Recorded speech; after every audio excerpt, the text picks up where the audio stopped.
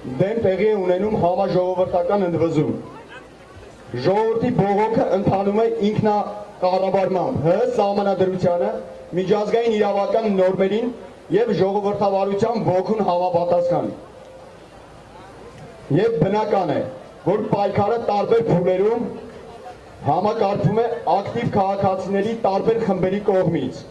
Հետևաբար,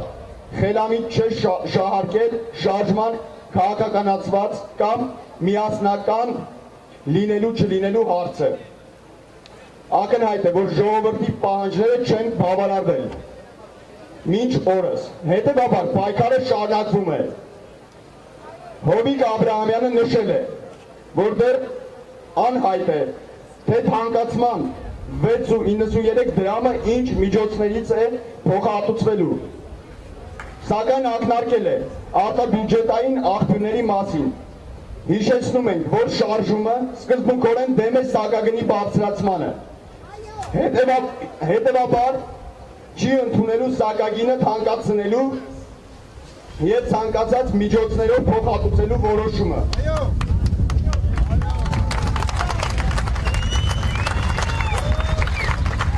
Սերժ Սարգսյանը տնտեսական հանձնաժողովի նիստին հայտարարել է,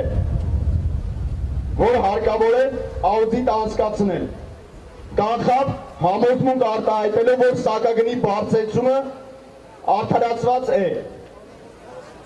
Այս պնդումը ի սկզբանե մեղմ ասած անվստահություն է առաջացնում։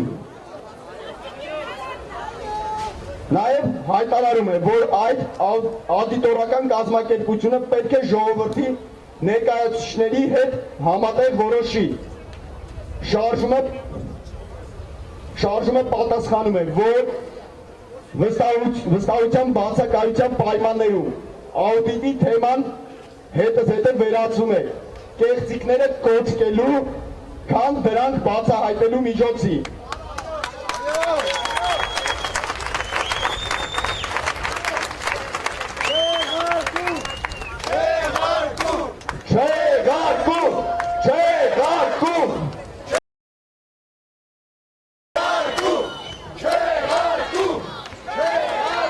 Պատկան մարմիններից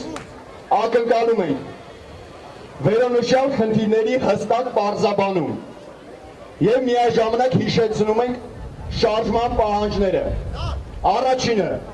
չեղարկել էլեկտրոէներգիայի սակագնի թանկացման հակասոցիալական որոշումը,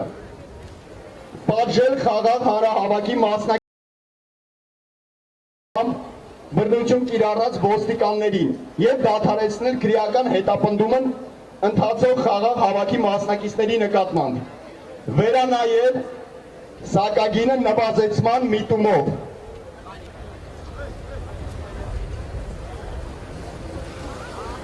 Ժողովուրդ ջան, այս երեք պահանջները չեն փոխվել, նույն են,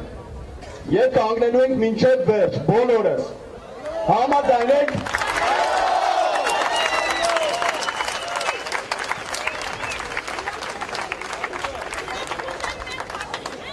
Առաջարկությունների